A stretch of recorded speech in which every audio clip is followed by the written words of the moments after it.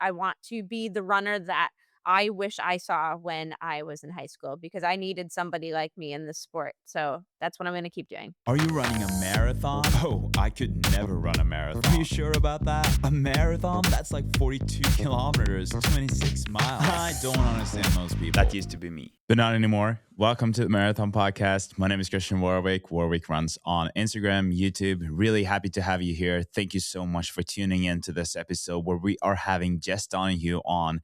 She just ran an OTQ at McCurdy Micro Marathon. I had so much fun with Jess on this episode. I'm not even sure if fun is the right word.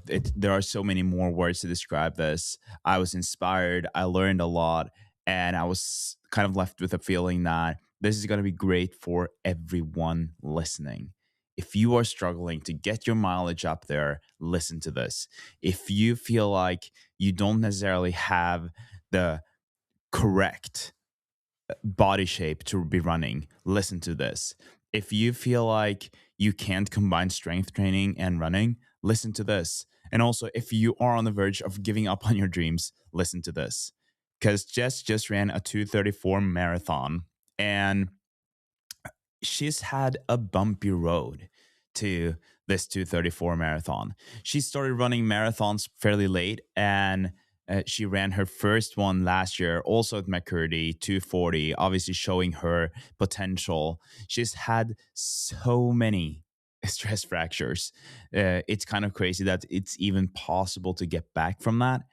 And yeah, this episode kind of just took me through her whole journey, but also, most importantly, I think, all the lessons she's learned, everything that she's now using today to get to faster times. And this is just the beginning for Jess, I think. I think that there are so many cool things in store for her. Can't wait to see where she ends up. But for us here right now, I think that it's going to be great to kind of listen to this. I'm definitely going to re-listen to this just to see how, like, what kind of things I can do to be able to run even more. Because, like, yes, I'm chasing those better times, but I also want to be able to run more without having injuries, without niggles, without struggles. And I think this is kind of the perfect recipe for that. She ran that race just a week ago, and on Life in Stride podcast, she is going through that whole race from the day before, the morning of, everything that kind of went through her head during the race.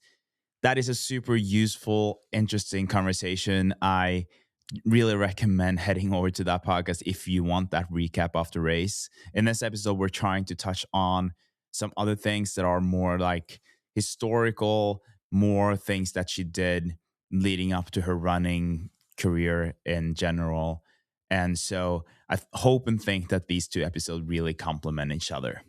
I'm saying this because Life in Stride is one of my favorite podcasts, and sometimes we end up having some of the same guests, obviously because we are asking guests to be on after great performances. Before we dive into this episode with Jess, I'm just going to quickly say one thing, and that is that the Marathon Podcast sponsorship, if you're not familiar with that, it's an initiative that I started or introduced last year where I gave more than $15,000 to athletes all over the world. And Tristan Collie was one of them. She is a professional runner. And last time I talked to her, she was without a team, but she was pregnant. She just had her kid. And so I decided to give another $500 to her and her family because I really want to support Tristan because she's an amazing person.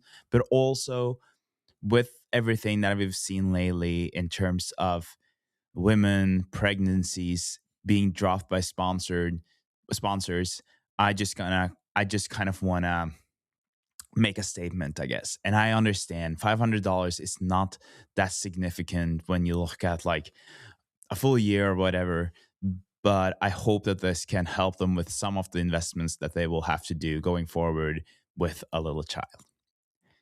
That was just something I wanted to quickly touch on. these episodes will be a little bit shorter going forward. I've received some feedback from some people that maybe they can be a little bit shorter. And so the intros will be shorter, the episodes themselves, but I will still keep this little update on my own running at the end of the episode after the chat with the guests. But right now, I'm leaving the rest or the next minutes, next hour to Jess and our conversation. There we go.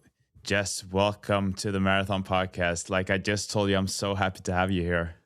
Likewise, I'm very excited to chat a little bit about what happened this past weekend.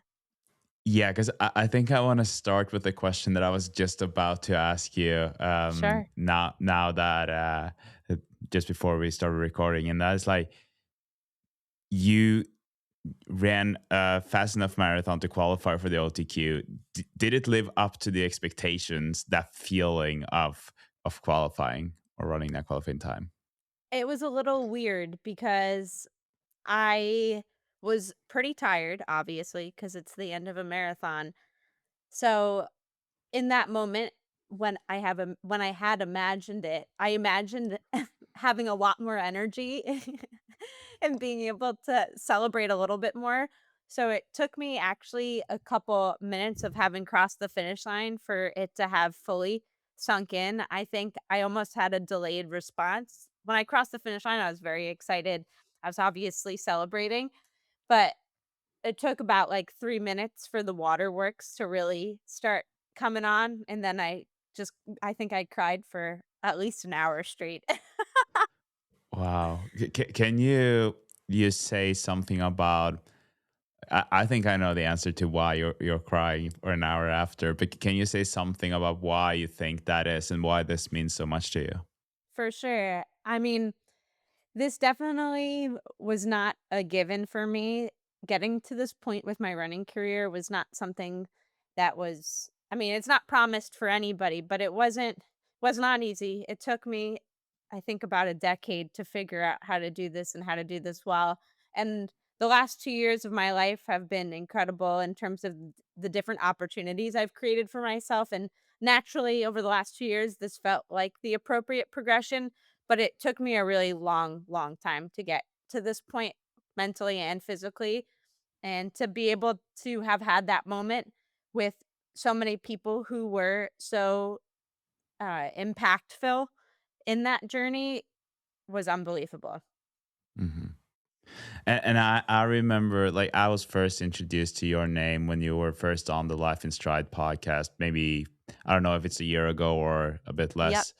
And I remember that one thing that really resonated with me was like I come from speed skating where we spend a lot of time in the gym, right? Like a lot of strength training. And I've also kind of battled with this identity of having still keeping my legs, having that strength and also totally. running.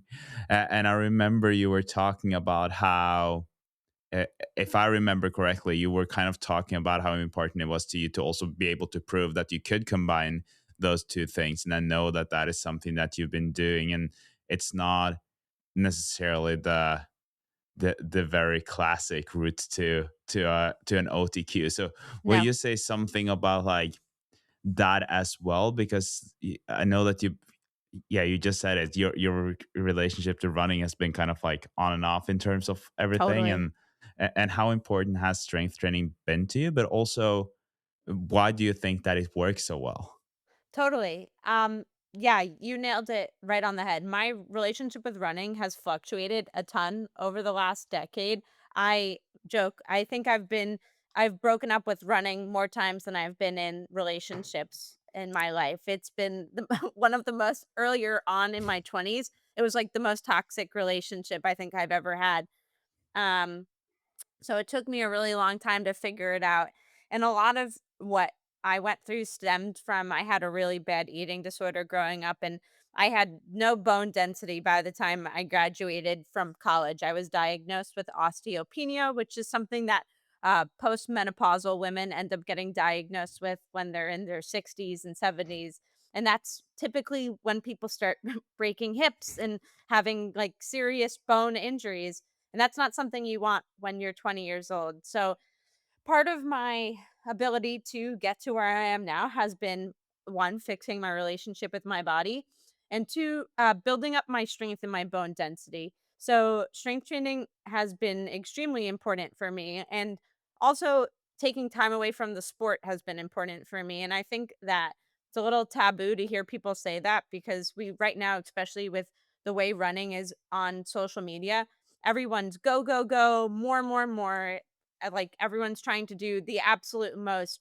And honestly, in order for me to get to where I am right now, if I hadn't taken those steps back, there's just about a 0% chance I would have ever OTQ'd or been in the position where I am today. So, without strength training, without adequate rest, without doing, honestly, what most people would consider probably to be the opposite of what, an elite level distance runner is doing, that's how I got here.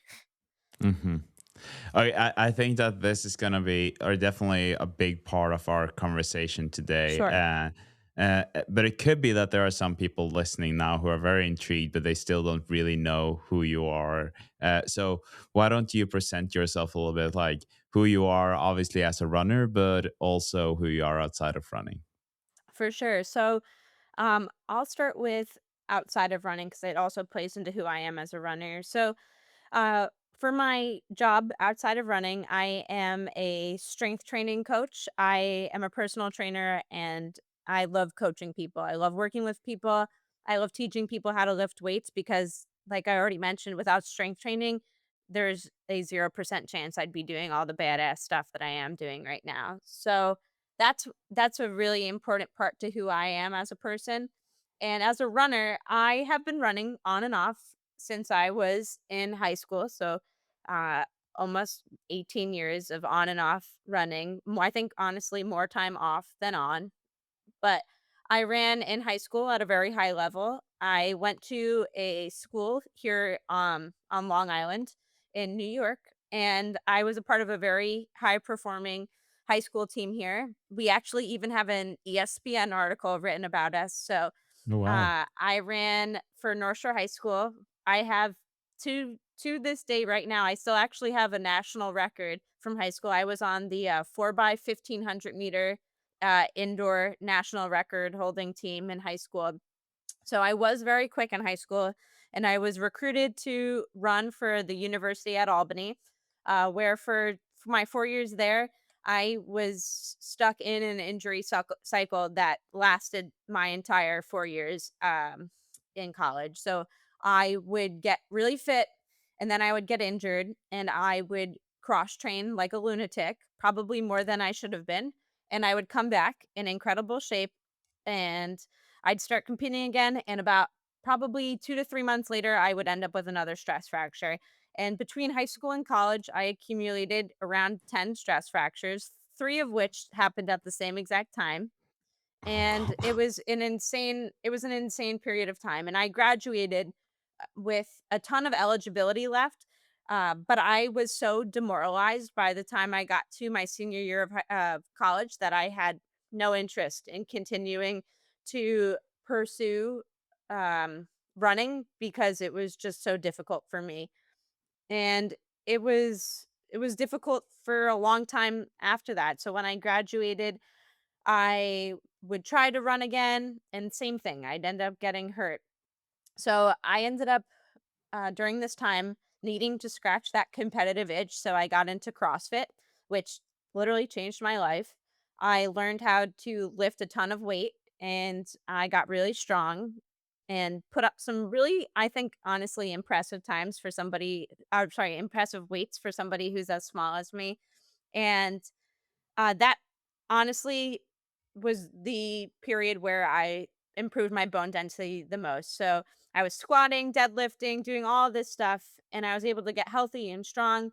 And then about 2 years ago, I was talking to my boyfriend, and I was like, I really want to start running again. And at first, he was a little nervous, I think, as was everybody in my life, because everybody who's been in my life for long enough knows this story.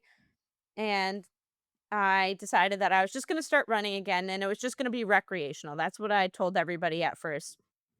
And then It obviously very quickly became something that more than just going out for recreational runs. I signed up for a local 5K, and from a local 5K, I decided to do a 10K, and then I was like, "You know what? Screw it. I'm gonna sign up for a marathon because that was something that I had wanted to do my entire life, and I don't know what it is about the 26-mile distance, it just seemed like the coolest experience ever, it and now as a three-time marathon runner, I can say that I stand by that. It still is the coolest thing ever. Um, and that during that time, I trained for, the McCurdy Micro Breaking 3, which was last year around this time, and that was my first marathon, and I won. I remember And then that. from there, it's just been the craziest year ever. This the spring, summer, fall of 2025 were absolutely madness, and then this year, I don't think is gonna be anything short of a dream, as long as I keep going down the same path that I'm on right now. But yeah, the last 2 years, my life has completely changed for the better, and I'm so grateful that I decided to try running again.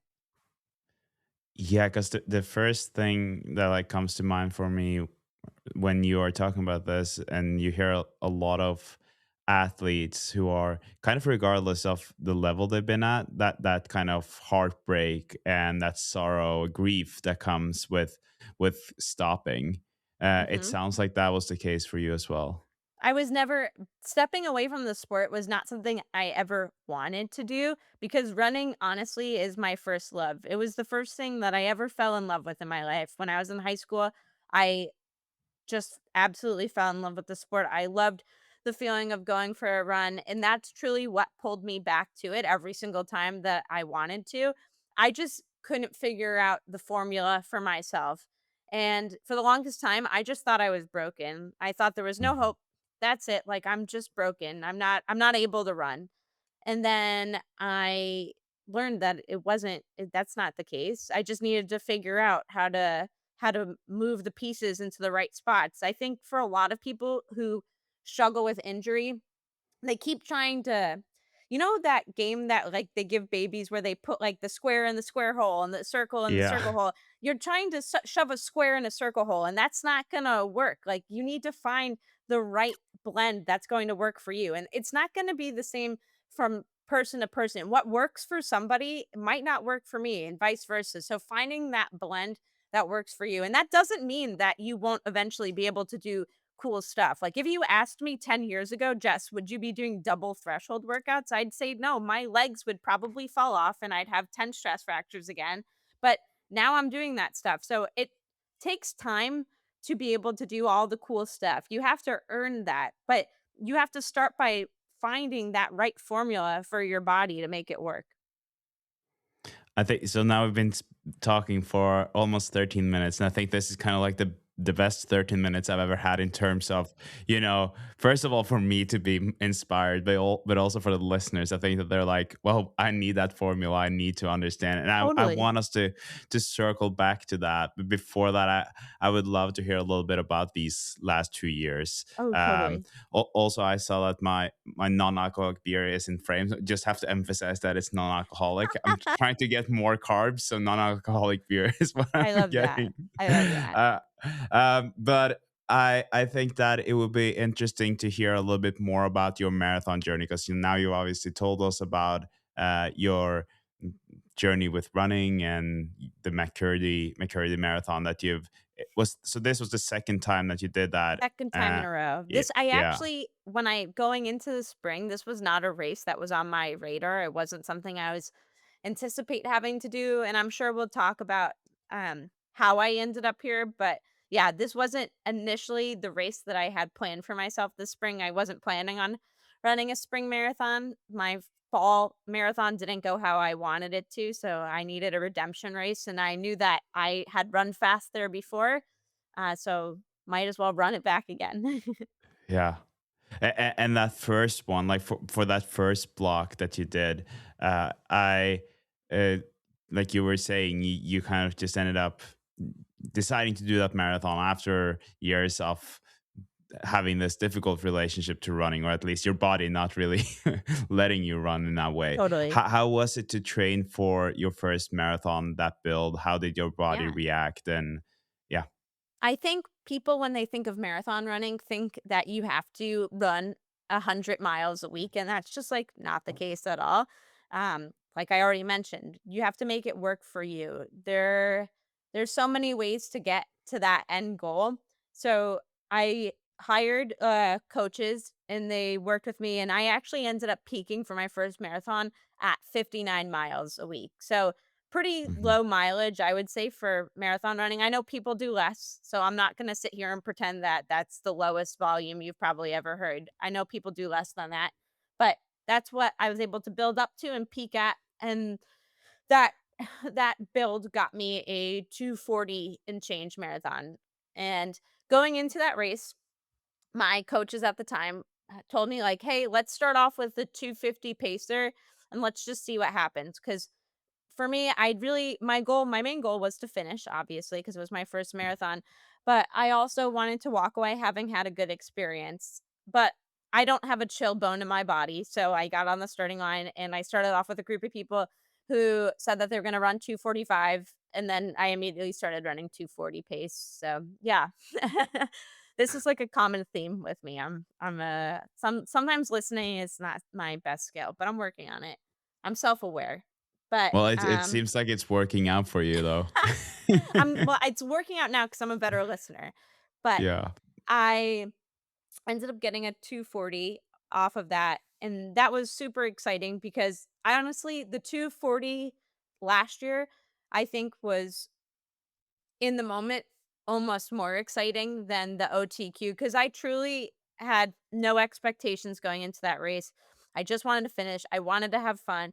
I wanted to feel like my old self because I know in the past what it felt like to be fast and to be fit and to win, and I just wanted that again. So to have that experience was truly so magical.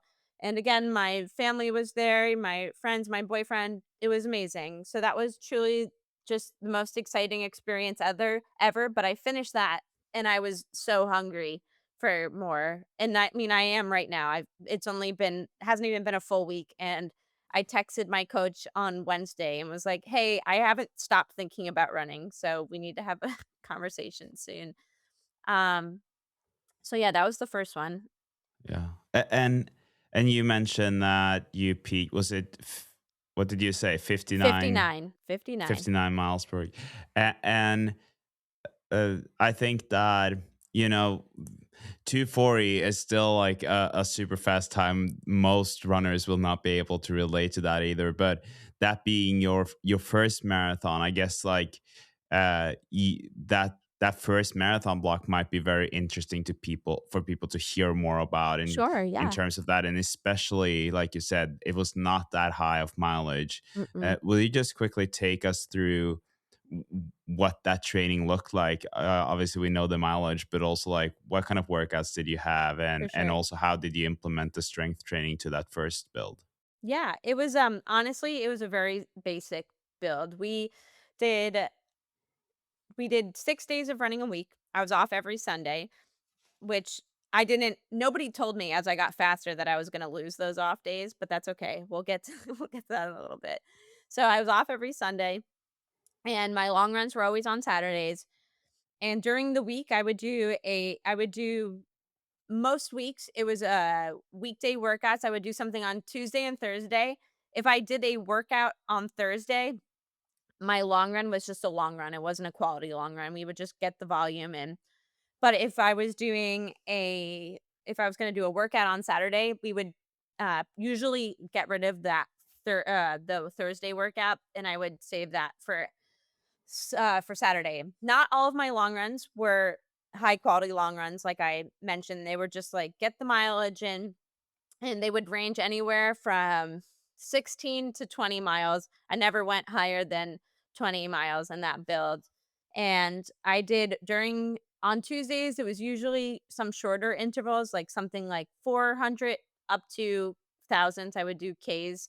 But again, nothing crazy on those days. I think the volume for Tuesdays was usually around 8 miles, which again, now that I'm like going through this in my head, that's just so crazy to me that I did what I did off of all of that.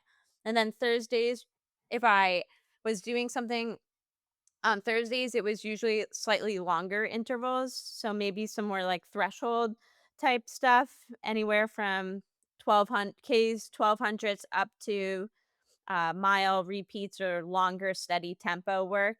And if I didn't do that on Thursday, that was sandwiched somewhere in my long run. So those long runs, we did a lot of, if I was doing a quality run, it would include some marathon paced work, which is pretty standard.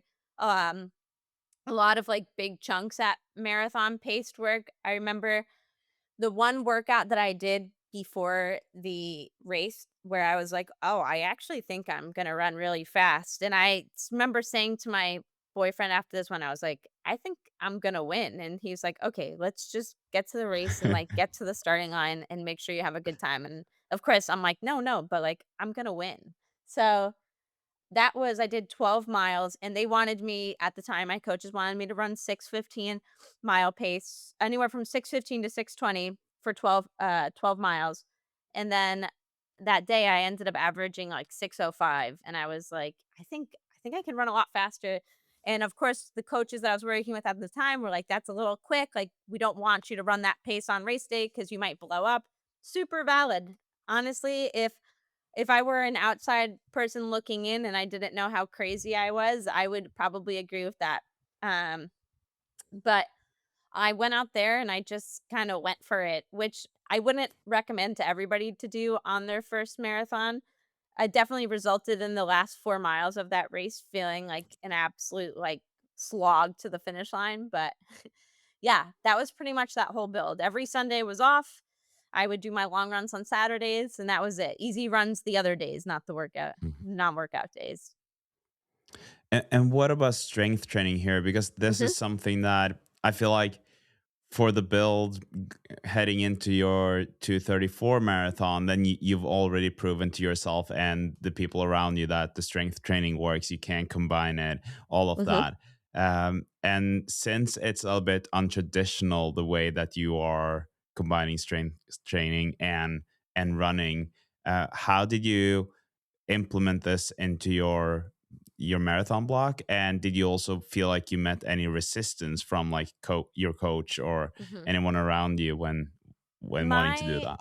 my coaches then and now, because 'cause I've been working with somebody different for the last year. After that race, I ended up switching coaches, and I'm sure we'll circle back to that, but my coaches, everyone who I've worked with has been super respectful of my strength training. They know that I know what I'm doing, and nobody has tried to, like, budge in or offer opinions with it just because they know that I know what I'm doing, which I appreciate. Um but yeah, I've maintained for all of my marathon builds. I am pretty strict about getting into the gym twice a week. Obviously, with the amount of running that I do now, because my mileage has gone up since that marathon last year. It's obviously hard to fit that stuff in, right? I still have a full time job.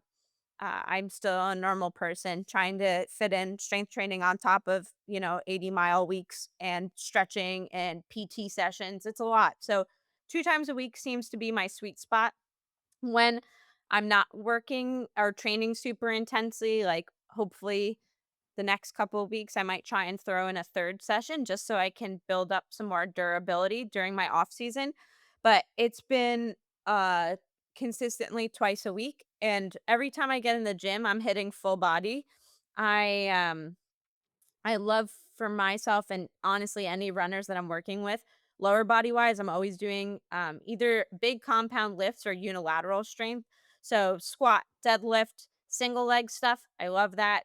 Single leg squats, Bulgarian split squats, regular split squats, single leg Romanian deadlifts, all of that stuff. That's good stuff. So that stuff is important, but also the upper body. And I'm not just saying that because I like looking jacked. It's important for your form. Hmm. I think a lot of people forget as you run, especially in these longer races, your form deteriorates. There's a reason why people cross the finish line with like T-Rex arms. It's because they're getting tired through their whole posture. So having a strong enough upper body to maintain that nice upright form and having core strength to support that. And when I say core strength, I don't mean just like doing sit-ups and Russian twists and things like that. I'm talking about like real compound core strength that allows you to move and stay strong while you're running. So, believe it or not, when you're lifting heavy loads, you're still building your core. So, if you're squatting heavy, if you're deadlifting heavy, if you're doing any of that stuff with heavy weight, you're forcing your core to brace.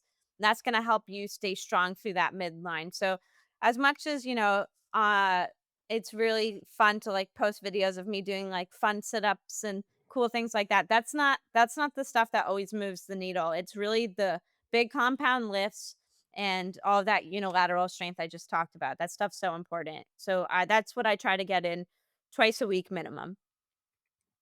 Yeah, and let's talk a little bit more about this before we move on, Sure. because now you describe this very well, and I'm sure that to a lot of listeners, it's like, oh wow, that's a lot.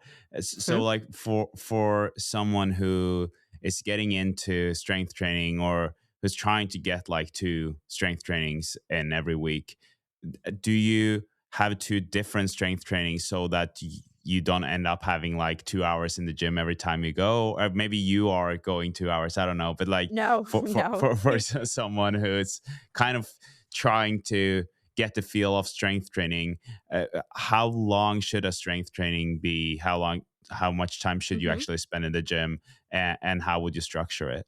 Yeah, I think for a lot of people, people can be so all or nothing with things. And I also sometimes fall into that category. If you have 30 minutes, that's enough time to get in a good strength training session. It doesn't have to be an hour long. I used to think, like, oh, damn, I don't have a full hour to dedicate to this. Doesn't matter. You should go anyway. Something is always going to be better than nothing. I always tell people who I'm coaching that anything is better than nothing. So, with 30 minutes, you can still get in a great strength training session. And how I would structure it, I try to pick one big compound movement that I'm gonna do for the day. So maybe on Tuesday, it's gonna be a squat. Maybe Thursday, it'll be a deadlift. Some weeks, maybe it's bench press because I love bench press. It just depends. You pick your big compound lift, and then once you have your compound movement that you're gonna do for the day, I then will work through accessory movements that I know are gonna support uh, everything else. So, all right, with my squat, I'm getting a lot of lower body in. I definitely need to make sure when I'm hitting my accessory moves, I'm doing a decent amount of upper. So I'll work backwards that way. And then I'll try to mix in, um, I'll try to do at least one core movement in there. But when I do core movements, like I already mentioned, I'm not a big like sit up person. I think you want to do things different than that. So I'm doing banded dead bugs, or I'm doing What is air that? so that's gonna be where you're lying on your back.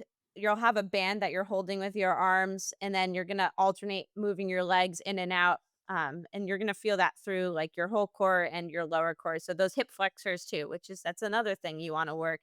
I could get Mhm. really into the weeds with this. So you Yeah, can no, tell it's me if great. yeah, if you want me to keep I going or no, but not. this is, I think that this is super important. I think that because before we move into your next marathon block, which was kind of the like 240 is obviously an incredible performance, but I feel like the first marathon block is about like getting through that block, getting to that first marathon. Hmm. That's where we still are on this timeline. The Totally. next one is more like on the performance part.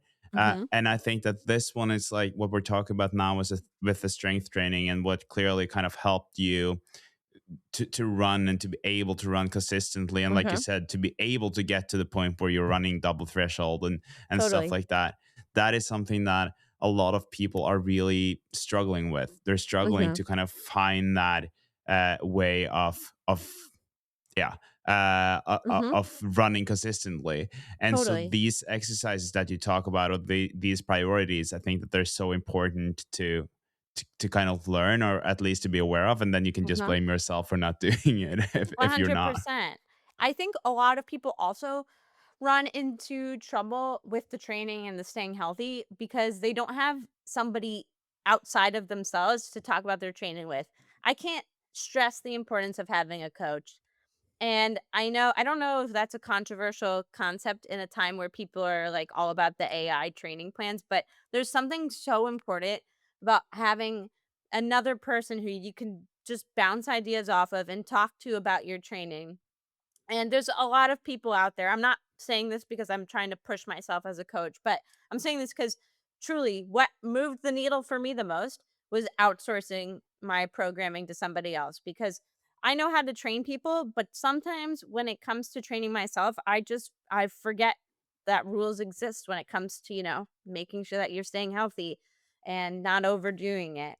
Um so honestly, strength training is important, and if you have a coach who can give it to you, great.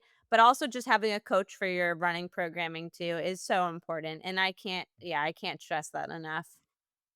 No, I think that it's really good, and also for those of us who are familiar with strength training, like it's so easy. Like you said, you're either or. You're kind of like, oh, this week I did 3 sessions, and then next week you're like, oh, I didn't get any in because I wanted to run, and you don't get that consistency. And so Mhm.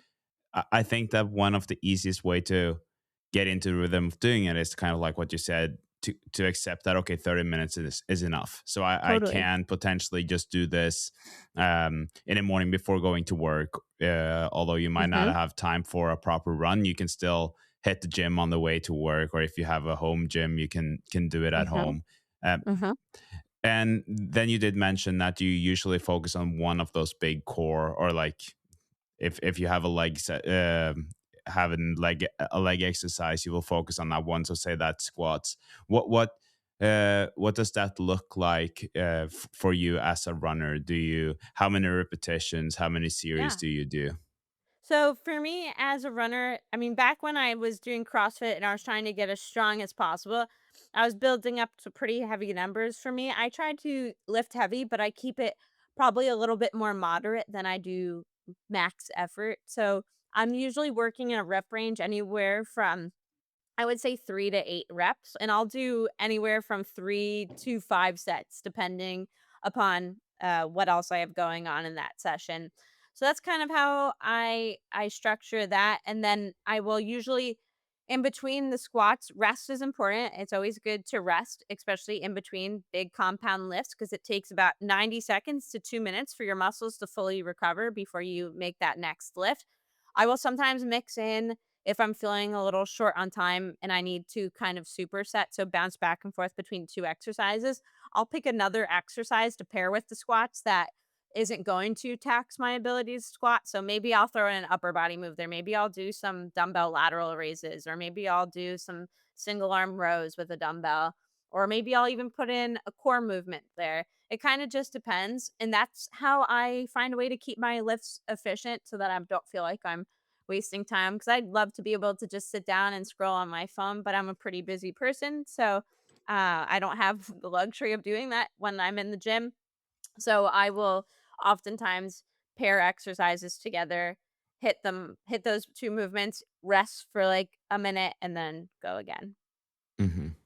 Yeah, that's really smart, and I think this also kind of proves the 30-minute is enough, because Totally. you like if you compare an hour and a half in the gym where you're scrolling on your phone for 10 minutes between sets, which I Mhm. know a lot of people do, and if you have Yeah. time for it, good for you. But like, it's it's such a big difference between that and being able to be efficient when resting, or if you're not even resting, like you said, doing some core exercises. But do you also, or like, because you were saying that you would do squats one day and then maybe deadlifts the next, do you, or Mhm. next time you're in the gym, uh, Yeah.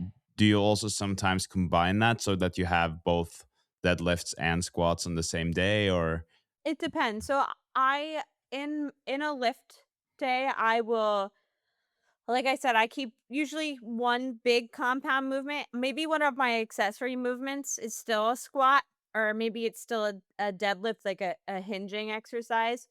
But I'm not necessarily doing it with a barbell. I'll probably opt for like a dumbbell or a kettlebell based squat or deadlift if it's not my main movement. So when I say Hmm. my main movement, I mean, I'm using a barbell. I'm going pretty heavy. There's a decent amount of weight on that bar. I'm trying to elicit a certain type of response with that. And the accessory movements, you're still trying to get a response from your body, but my attention is going more towards that first compound movement because that's the first movement I'm gonna hit for the workout. I'm not doing anything else before that. My eggs are in that basket. I am going to hit that. I'm gonna hit that hard.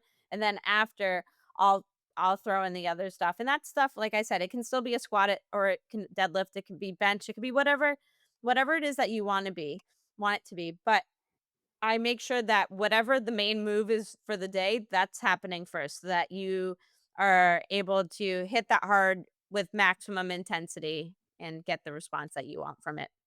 Hmm.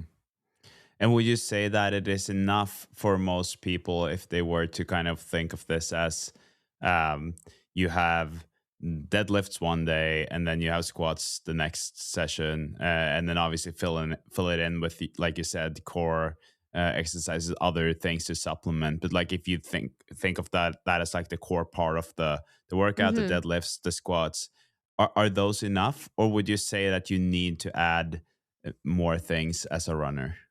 I think when it comes to building up the general strength to make sure that you're staying healthy, I think focusing on a squat and a deadlift would be how I would structure my 2 programs. Obviously, like I already said, upper body strength is super important. I like to do upper body a lot, but I don't think it's as beneficial for runners as making sure that you're getting in a squat day and a day where you Mhm. are hinging or deadlifting with heavy load. I think you can bench. I think you can do pulling exercises, so pull-ups, rows, things like that. You can do all that stuff, but I usually am keeping those as accessory moves unless I just feel like I want a day where I wanna bench press because it's one of my favorite exercises. Yeah. No, but I think that it's such a good thing to like a great point because you when it comes to the upper body, like just to add that after, during, between, whatever. And I think that also the great advantage of upper body strength is that it doesn't really affect your ability to run. So Totally. you can have a harder session on your upper body, be a little bit tired, and 100%. you still won't have heavy legs. Well, Mhm. if you are having a very hard gym workout or squatting, then it might be harder Totally. to run in the day after or the afternoon if you do it in the morning. And something important to note when it comes to my lifting, I usually base it around my hard days for the week. So it's not uncommon for me to do my hard run session and then afterwards go and hit a lift. I try to keep Hmm. my hard days hard and then my easy days easy. So if I have the physical and emotional capacity to get myself into the gym after I've done a hard workout or a hard long run, I would do that. Just because this way Immediately or with a break in between? get some food and you, get some water in you, but then if you can that day, get in your strength training afterwards. Emphasis on afterwards. If you can swing it. I know not everybody's schedules allow that, um, but ideally afterwards. So that this way you're not cooking yourself for your next run. This way or next hard run rather. It's okay if you feel a little slow and tired for an easy run. They're supposed to be easy anyway, so use that for recovery afterwards. But I think before making sure that you're basing these sessions around your hard efforts so that you're not too sore, you're not too beat up. I think that's important to keep in mind. Yeah. And how tired are you after a strength session? Because I think that a lot of people might think of strength training as like, oh, I'm gonna leave the gym almost limping or being so tired or exhausted from it that you can't walk. What is your perspective on that?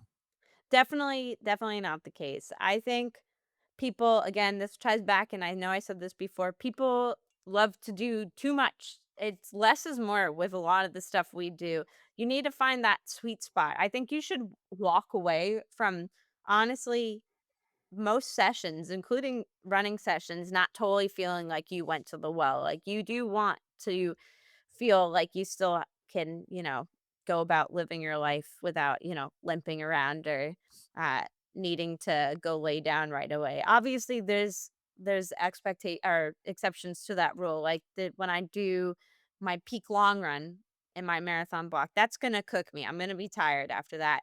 But not every single day needs to be a day where you are burning it all down and totally depleting yourself so that you're trying to claw yourself out of a hole the next day. And that's something that took me a really long time to learn. And that's half of the reason why I'm able to do what I am now is because I train with the goal of being able to train the next day in mind. Yeah. And when we're speaking about the like how hard it's supposed to be, I feel like there are so many different ways of executing, say, squats. Because like for me, coming from speed skating, we would go pretty deep because we needed Mhm. to go pretty deep. I'm sure that you also coming from more of strength training, like you might have gone all the way down. As a runner, how far down or how deep do you have to go to kind of get the effect of a squat as a runner? For sure. I'm still a full range of motion girly. That's just where my heart is at, especially as a coach now. I think in order to fully load and stretch the muscle the way it needs to be loaded and stretched, I think it's important to get full range of motion. But with that said, I think, when you are working through your sets and your reps, like choosing and selecting weights that are appropriate for you is important. And just making sure that you're doing your workout, not somebody else's. Yeah. Okay, cool. I think this is great for us to kind of establish in terms of the strength training for us to kind of be able to move on and understand more Totally. of what your next marathon looked like or the next build. Uh-huh. And you already mentioned that you made some changes in terms of a coach change Mhm. after the last marathon. Will you say something more about that? Yeah, for sure. So I work with Jack Polarecki. He's a McCurdy coach. I was introduced to him from James McCurdy. I reached out to them after the breaking 3 race that I did last year. I did a little shopping around. And it took me a little while to reach out to them because I wasn't sure what direction I wanted to go in. And as soon as I reached out to them, the first thing they did, like 15 minutes after I filled out the inquiry form, they called me, which they were the first coaches that I had reached out to who actually picked up the phone and called me, which I think says a lot about them as coaches. So yeah, I can't say enough good things about the people at McCurdy trained. They're incredible. So Jack has been my coach for the last year and yeah, he's the best. He has helped me completely change my life. I would not be where I am today without this guy. Those are some big words, and I'm very happy to hear that. And yeah, it's I think it's such an important thing. And like you said, I also think that having a coach is a bit underrated. For the longest time, I was like, I'm gonna be self coached, Mhm. but one thing is that training plan. The other is having someone to chat with and talk to when things are honestly, like when it's going well, then it's fun to kind of be like, hey, it's going so well now. Let's kind of celebrate this, the two of us.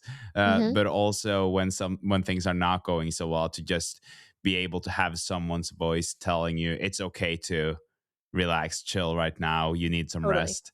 And it sounds like you guys have found a great balance here with all of it. Will you say something about like how you guys are working and what changes that you said that he kind of changed your life? What are those changes that made that big of a difference? For sure. So when I reached out to him and we had our initial phone call last year, I told him that I wanted to qualify for the Olympic trials and he said, "Yeah, I think that's definitely a possibility." And I'm not dumb. I knew that taking 3 minutes off probably it's more like 4 minutes because my time was 2:40 something, so it was closer to 4 minutes. I knew that taking 4 minutes off of a marathon that was already that quick was gonna be challenging because when you get faster, nobody tells you that it gets harder to make these big PRs, so I I knew that that would mean probably increasing my mileage, so I said, this is what I'm doing right now. I know that we probably have to build up from here." And I explained to him my injury history, and I said, "I'm a little nervous, obviously, I think that that's fair to say that, having had 10 stress fractures, I was scared to go over 60 miles because every time I built up to 60 miles in the past, something bad would happen. I don't know what it was about that number for me for the longest time, but every time I hit 60 miles, my something would happen. I'd get a stress fracture. I would have some sort of tendonitis. It was terrible. Is that So why you peaked at 59? Like, funny enough, no, that was just my coaches that build, we were gonna actually go up to, I think, 62, but for my that peak week, the long run I had done the week before had gone so well that they changed up the last workout, so it ended up at okay. 59, but Okay. that's funny that it worked out that way. Yeah. But, um, so Jack was, like, totally on board with all of it, and we started building up, and uh, slowly and surely 65, 70, and then for my last 2 marathon builds, I was running anywhere between, I would average around, like, high 70s, low 80s is where I have been existing, which is pretty Mhm. remarkable Yeah. considering everything that I've gone through, and Ca yeah, can I ask Mhm, how that was to kind of, you were saying that you've been scared of that 60-mile mark, kind of. mhm. How was it when you first kind of started pushing beyond that? Yeah, it took a little bit for my body to acclimate to it, not from an injury standpoint, but just from a general recovery standpoint. Um, I was tired for a while, and I think that was something that played into my December marathon. It just took me a second to get used to that. It's a lot to ask of your body to be like, "Hey, like we're gonna start running 20 miles more a week than you've ever run before in your life." And, all in preparation for a pretty big race with some really intense workouts. So, it's been cool because as I've gone through these builds with him, I've done things that I've never done before in my life and didn't honestly think I'd ever be able to do. Well, I've had plenty of workouts where I would text him and he's like 2 or 3 hours behind me. He's in Arizona. I'm in New York, and I know it's like 6 o'clock in the morning there. I'm like, Jack, like I just ran the best workout of my life. Here are my splits, and I'm like, oh, by the way, good morning, because I know you're just waking up and seeing this. Yeah. Um, so, yeah, it's been a wild journey the last year to Mhm. get to where I am right now. And so what specifically, other than the mileage, would you say that have kind of changed for you over the last year? The workout intensity has definitely gone up, but with that said, when you're increasing intensity and volume at the same time, that definitely is something to be cautious about. A lot of times, if you're making big jumps in your mileage, you don't necessarily want to make big jumps in the intensity. But the way were able to get away with increasing both was because we made little jumps at a time. So, yeah, my mileage was actively going up, but we weren't increasing one too fast or much faster than the other. They were both going up, but at a slow rate to the point where I've been able to manage pretty good. Mhm. And what does that mean when you say that the intensity's gone up? Does that mean that you're doing more VO2 max work, or does it mean that you're just running a little bit harder threshold, like so Yeah, higher zone 3 rather than low zone 3? Where are I would we? say, yeah, the workout intensity, when I say that, we've done a lot of critical velocity work, not as much VO2, but I know like critical velocity and VO2, like more or less the same thing. So Mhm. we spent a lot of time doing that in the fall. Um, just the overall volume of intensity has been much greater. So my even my midweek workouts, those are pretty big, especially in the last couple weeks. That's when we added in the double threshold. So that's been much different than anything I've done before. I've never thought that that was something I was going to be doing. And then even my long run workouts have been pretty gnarly. But Mhm. it's sometimes the hardest part, especially because I don't have, a group of people I train with, I train by myself. There's not a lot of, elite runners here on Long Island, so, I primarily train by myself, and the hardest part is seeing these workouts and being like, "Okay, like, yep, I got this. Gonna go rip Yeah. this one by myself." Um, yeah. So Yeah. that's been the hardest part, honestly. Yeah. But how do you feel? Because I feel like, one of the things that I realized having this podcast is that when we talk about intensity, talk about hard workouts, it's like some people think that when someone says high intensity or hard, that you're throwing up and then you're kind of like lying in a ditch after. And other people are more moderate and they're like, yeah, it just means that you're breathing a little bit more. So if we were to kind of try to explain this so everyone can Mhm. understand how you feel. Like, what is the feeling like? How do you feel when you're done with the workout and also during the workout? Some of them I am walking away feeling pretty cooked. I used to back in the day when I was in college, uh, a lot of my best performances in college actually happened in practice, which I think is a normal thing in the NCAA, not a good thing, but it's like a normal thing because you end up, like, racing practices with your Yeah. teammates, and that's not good.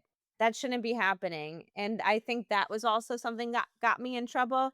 Now that I'm older and a little wiser and, I definitely do my runs, I push myself, I challenge myself, I walk away very tired, but I'm not racing in practice, I'm not racing myself, on my training runs. I know what the stimulus is that we're looking for, and I do my best to make sure that I'm hitting that response. If it's a day where I'm feeling good and I feel like I can push a little harder than what's prescribed, I will push, but I'm never gonna push too far past because I know what that conversation is gonna be like with Jack when I tell him that I Yeah. did something stupid. Yeah. Which is Is why it pretty? you should have a coach, Yeah. so they keep you in check. Is it pretty strict with you on that? Like, if you go too hard on a workout? He's not like in a way where I'm getting reprimanded. I'm gently reminded that Yeah. that wasn't Yeah. the intention there. And it usually I pay for it at some point down the line, whether that's if it's a double threshold day and I did the first one a little too hard, well then like sucks to suck. Like that second workout's gonna be way harder than it's Hmm. supposed to be. So now you're living with the repercussions of your actions, or maybe now it takes me a little bit longer to recover from a long run if I push too hard. So, I'm also aware of what the repercussions are when I overdo it. So I try to really just do exactly what I'm supposed to do because following what he's told me has gotten me this far. So I have no Yeah. reason to not listen.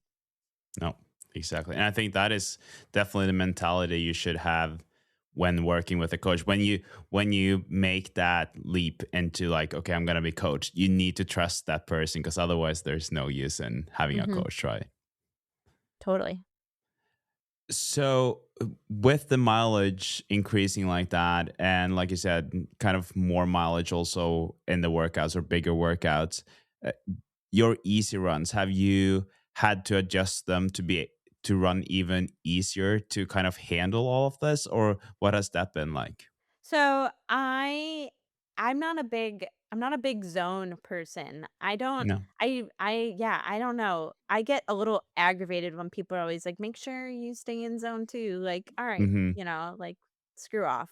I honestly don't leave my heart rate on my watch. I go off of feel because sometimes like my Garmin is constantly gaslighting me. I don't know what watch you use, but I think I need to get a new watch because my watch is always trying to tell me that I'm the most unfit person ever, so I just go Hmm. off of feel. I turn the heart rate off, I don't look at it, and I just run. If it feels easy, it's easy. That's how you know. Yeah. Just, listen to Yeah. your body, talk. If you can have a conversation, well, I'm not running with anybody, so if I start having a conversation, people probably think I'm crazy, but you get what I'm saying. Like, if you No, can I talk. get it. Yeah. Yeah. You can try to sing a song by yourself. You will probably look like you're crazy then too, but Yeah. it's a way of Uh, testing uh, it at it least. works, it works. Yeah. So, that's typically what I do. I'm not a big zone person, I go off of feel. Uh, so my pace I is guess from. I guess yeah, Mhm. guess I can rephrase the question a little bit there too, because I had Thomas Nobbs who also won the McCurdy this weekend or last weekend, and they kept just talking about effort, right? Like running on by effort, and I Yeah. think that like you are saying as well to just go by feel. Mhm. And so then if you rephrase the question, and maybe this is much more relevant to most people, especially because a lot of people don't have really a relationship to what their zones are even. Like, Totally. how easy does an easy run feel like for you, and Mhm. how do you feel when you get back from one? I usually make sure I feel good. Again, you should not feel worn down from these runs. You should come back feeling like you could have kept going. Um, and I have to be careful because, like I said, I run by myself and I typically keep my, headphones in, so sometimes if I put on a really good playlist, I'll just, like, really get in the zone and I'll end up picking it up a little bit too much, but I'm not a big pace pusher on my ease runs. It's really just based upon how I'm feeling. Like, if it's the run the day after if I'm running the day after my long run, I'm going slow. Like, I need to let my legs recover. I need to make sure I feel good because I also know what's coming up in the week. I get my programming in advance. So I can see like Wednesday's going to be insane. So I need to make sure on Monday I'm finishing that feeling okay. Hmm.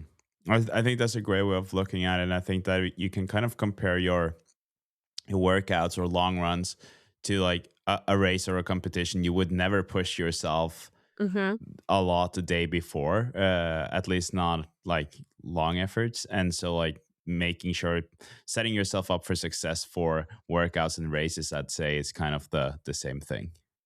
Totally. Yeah. Okay, we are getting to the end of our conversation, but before, there are a few more questions I have for you, and one of them is like if you could quickly take us through the structure of your workouts and your Mhm. long runs that you had. You said that the long runs were a bit gnarly on this They one, were. so Yeah. yeah.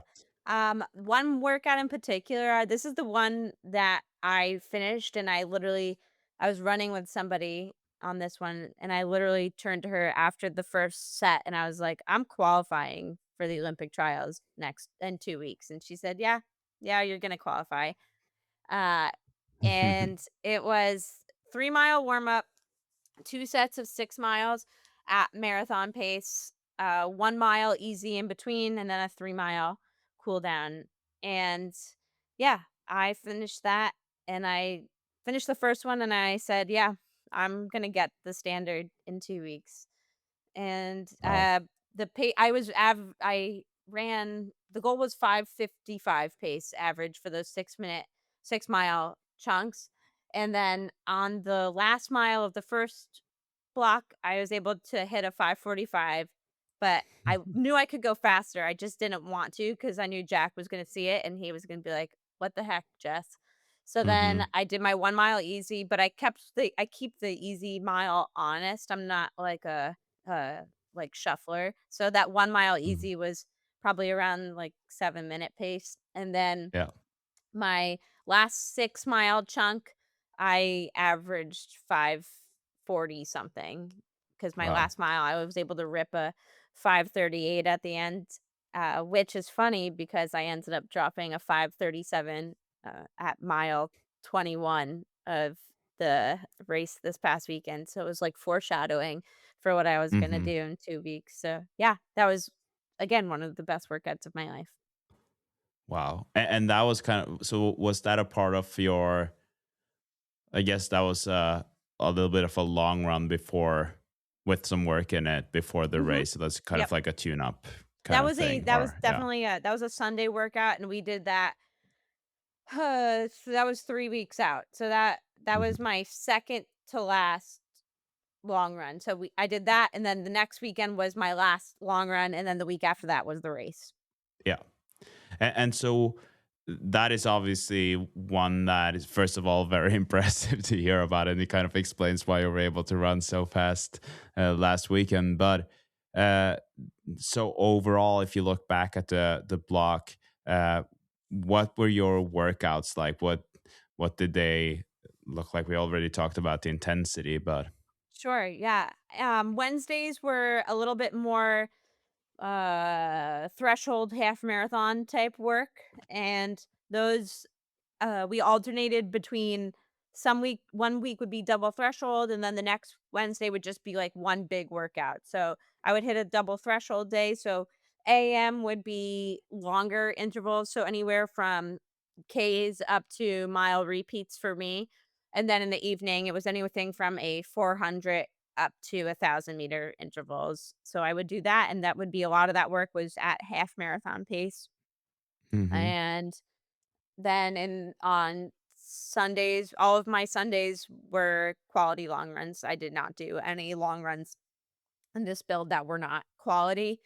So those would range anywhere from 18 to 20 miles, and they would be some chunk of work at marathon pace. Some of them, especially in the early part of my build, would be cut down style runs where I would have chunks at marathon pace, chunks a little faster, and then chunks at uh, half marathon. But towards the end, it was just lots of marathon pace, just running 5:55 over and over and over again. Yeah. Okay. Cool. I'm very impressed with you, and it's crazy to hear you talk about this now. Like looking back at just an hour ago when you were introducing your running and the way you were struggling to have that mileage, and I'm sure also the work. So I understand now that what you were saying about not really understanding how you've been able to do all of this during this block. Yeah, it's pretty Yeah. crazy. Hmm. And I would have loved for us to like talk much more about the race. I have a feeling that on the Life in Stride podcast that's probably out today or something that you gave more of an explanation or a description of the race itself. Yep. So I recommend for the listeners to head over there and listen to more of that because I would love for us to just take a little bit look into the future and what your dreams and goals are going forward. Because like you said, your life changed last weekend. But just like looking back at the last year, I remember you announced your partnership with Say Sky, for instance. Like Mhm. there are big things happening for you with these Mhm. results.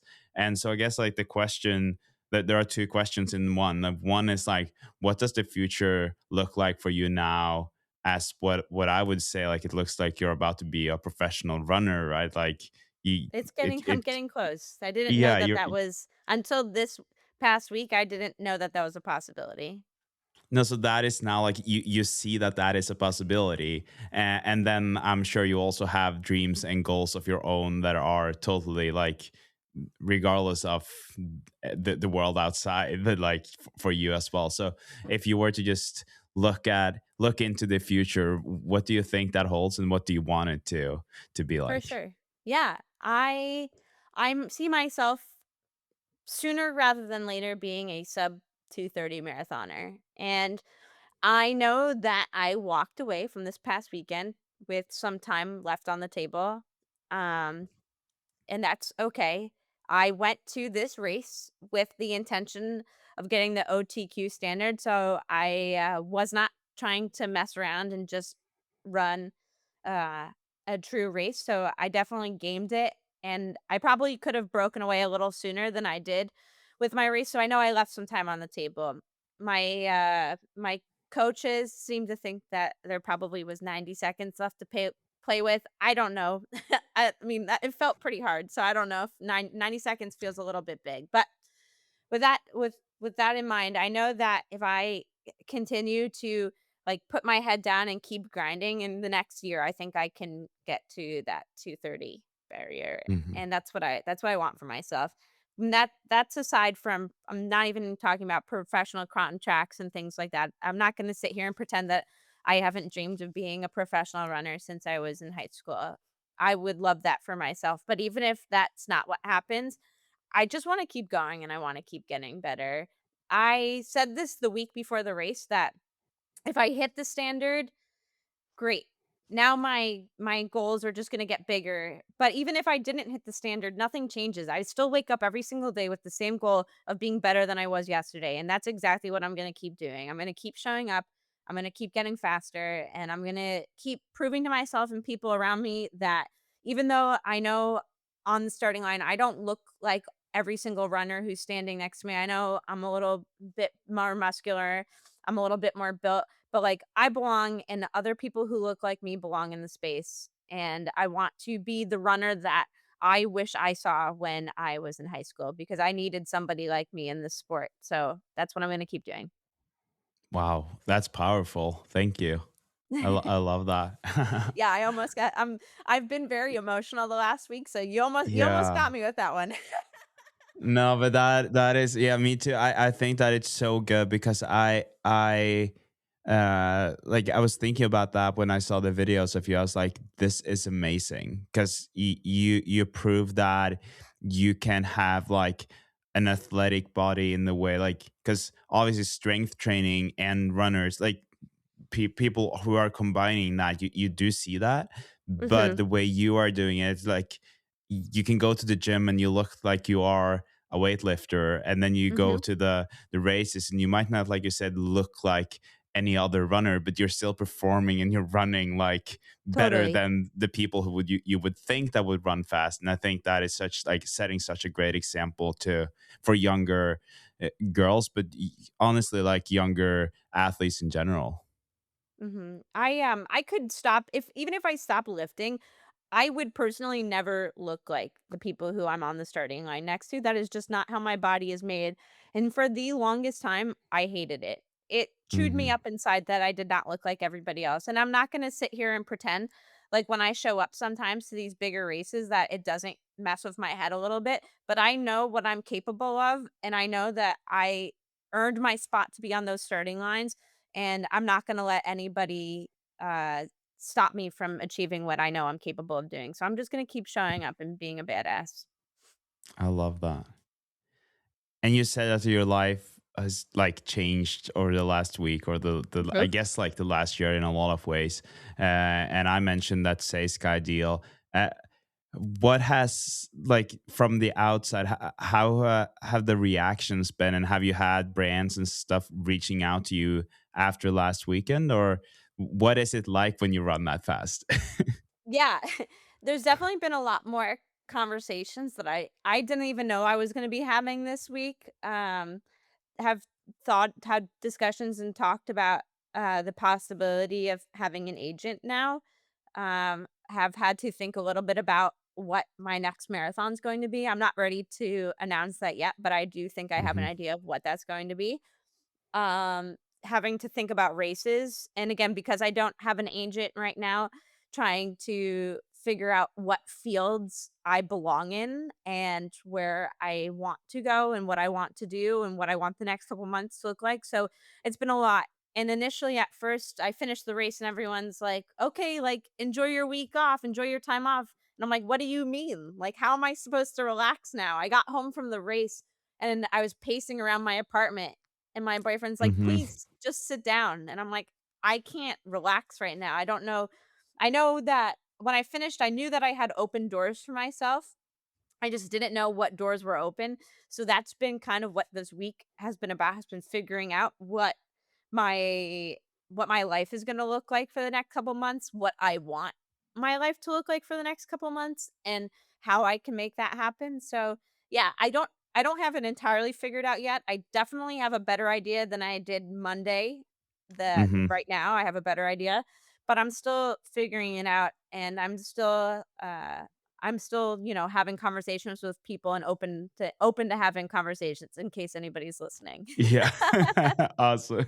I can't wait to see what's in store for you. And I love having these conversations. And, like, this one is such a great example of that, where I'm sitting here and I'm like, I usually say that I'm just facilitating these conversations, right? Like, for people to listen. But I learned so much myself, and I'm so inspired to just, especially when it comes to that strength training, to be better at doing it and just executing and remembering that those 30 minutes. And yeah, Jess, thank you so much for everything that you shared, and congrats again, and keep doing your thing. Yeah, thank you so much for having me. This was awesome. Thank you. I hope this was one of those episodes where you're left kind of thinking that you want to change the things that you're doing, or that it really confirms that what you're doing is right. I am definitely very inspired by Jess, and I thought it was so cool to chat. Really been wanting to have her on for a very long time, and it was great to finally get to know her. As promised, I think that, or I know sorry, as promised, I'm gonna just share a little bit about how my own running is going. I had 99 kilometers this week. It's Sunday. I fairly recently got back from my long run, 26K, 1 hour and 58 minutes, 425 pace. I went out pretty slow, easy running. Heart rate was a little bit high, and so I was kind of listening to what Jess was saying in this episode, but also what other people are saying about staying true to effort rather than kind of just monitoring my heart rate the whole time. And what's fun is that I've realized, especially this week and in general, that my heart rate sometimes is not that much lower when I'm running a little bit faster than when I'm running slow. It feels like sometimes it's just like, okay, this is the heart rate of the day. But yeah, started out around 4:45 ish. I like to have a little bit more of a higher pace on some of those long runs than on the easy runs. And so just to quickly take you through the things that I've been doing this week, I had on Monday a very easy run. It was 17K, I think. And although that was very easy, I felt a little bit tired. And I was like, oh, I'm not sure about this. It was okay, but not great. Sorry, this is Tuesday. So Monday was a good one. That's the run that I talked about when I was on the episode with John. Tuesday was this day when I was feeling a little bit tired, not perfect, but I got through it. Like just legs were heavy. It felt like I was breathing more. I also upped my iron supplements to 100 milligrams. So I think I can really feel that already. Uh, so that run was 16.67 kilometer, 5:02 pace. Then on so that was on Tuesday, sorry, and then Wednesday was a day off. John and I, we've been trying to have one day off every week. On um, Thursday, Christine's birthday, in the morning, I did 14K with Oakley, my dog. We have this little loop here. It's 1.3 kilometers, so just under a mile, and I was doing just laps around here, and ended up at 14 kilometers before I had to head inside and go to the brunch that I had with her and my brother and his girlfriend on Kristian's birthday. And then on Friday, I had 10 by K. So that was like the first proper workout that I've had in a very long time. Felt really, really good. Quickly going to go through what I did there. So first, I had 5K, I think, of warm up. Yeah, around 5K. And then started on the case, fully rest in between. So I was not running in between, just resting. 347, 346, 346, 342, 343, 340, 339, 339, 343, 335. So a very like I think a great progression throughout that workout. It's kind of hard, honestly, and I know that I've been preaching this on the podcast. It's sometimes a little bit hard to know um, what your threshold pace is, especially after being gone for a while, and like the intensity feels a bit weird. Was really trying to just run very moderate throughout the whole thing, and yeah, felt good that I was able to keep that pace. Gave me some more confidence. Ended up at 20.4 kilometers in total. Had a bit of a cool down with Christine and Oakley, still the dog, after. And then yesterday, I really wanted to just have a very easy run and like go as easy as I could. And I guess like my legs are starting to get better because I had 449 average pace for that one, but my average heart rate was 123 and 12.47 kilometers. Felt pretty good. Was also doing a sweat rate test, which is something that I'm doing now with my nutritionist Casey. Also upping the carbs a lot. Been eating so much lately. And the funny thing, and I'll talk more about this later, funny thing is that I'm actually losing weight by doing that. I don't think I've ever had as much carbs as I've had over the last few weeks. And it looks like I'm losing weight. So that's interesting. But I'm also feeling better every day. And then we get to today. like I told you, 26.7 kilometers, 426 pace, not 425. And just at the end of the run, I was actually closer to 4 flat pace, but still zone 2 effort. So, uh, yeah, felt really good on today's run. And I'm very happy with that. 99 kilometers in total, and 2 weeks until Boston tomorrow. So we are leaving for Boston in 6 days from today. Will be super interesting to see what this can lead to. Today I felt strong for the first time in a very long time, and like every now and then I told myself, yes, this is good. So yeah, I feel like I'm in a good place, all things considered, and yeah, that's an update from me on that. I really hope that you enjoyed this episode of the Marathon Podcast. We are getting so close to Boston. I'm super, super excited. In the next episode, you'll hear from Felicia Pasadena, who's had an incredible year, but just shared some devastating news about a stress fracture. So we're going to talk about the ups and the downs. And yeah, can't wait to chat with her again. Until next time, have a good one. And thanks again for listening to the Marathon Podcast. You listen to the Marathon Podcast, brought to you by Wild Studio and me,